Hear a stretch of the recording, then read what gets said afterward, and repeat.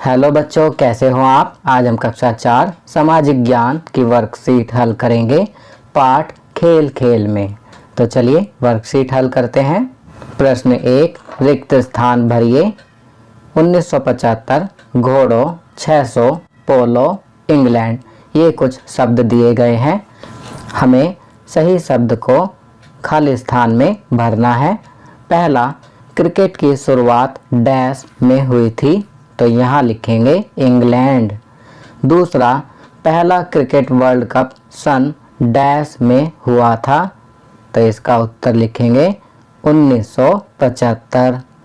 चलिए आगे बढ़ते हैं। तीसरा, सबसे पुराना सामूहिक खेल डैश माना जाता है, तो यहाँ लिखेंगे पोलो।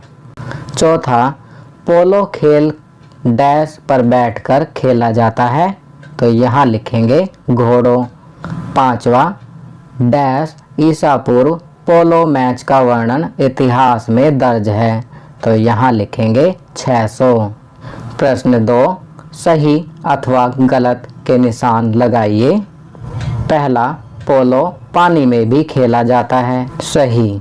चलिए आगे बढ़ते हैं। दूसरा, लद्दाख में गधों पर बैठकर पोलो से मिलता जुलता खेल खेला जाता है, सही। तीसरा, क्रिकेट टीम में 15 खिलाड़ी होते हैं, गलत। तीसरा, क्रिकेट 3 टीमें मिलकर खेलती हैं, गलत। पांचवा, क्रिकेट खेलने के लिए एक गेंद तथा एक बल्ले की आवश्यकता होती है, सही। चलिए आगे बढ़ते हैं।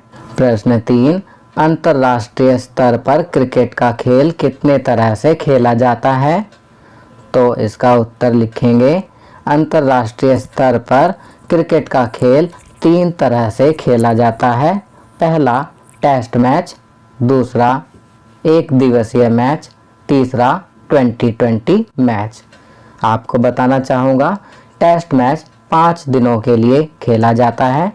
एक दिवसीय मैच 1 दिन का होता है और 2020 मैच 20 ओवरों का होता है। चलिए आगे बढ़ते हैं।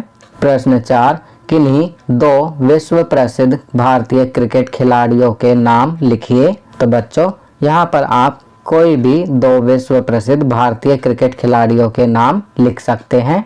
आपकी सुविधा के लिए मैं यहाँ लिख रहा हूँ कपिल देव और सचिन तेंदुलकर। चलिए आगे बढ़ते हैं। जीवन कौशल, अपने कमरे की सफाई करना। अपने माता पिता की देखरेख में अपने कमरे की सफाई कीजिए। तो बच्चों, आज आपको अपने माता पिता की देखरेख में अपने कमरे की सफाई करनी है। जो सामान जहाँ रखा रहता है उसे साफ़ करके वहाँ रखना है और कमरे को अच्छे से साफ़ करना है।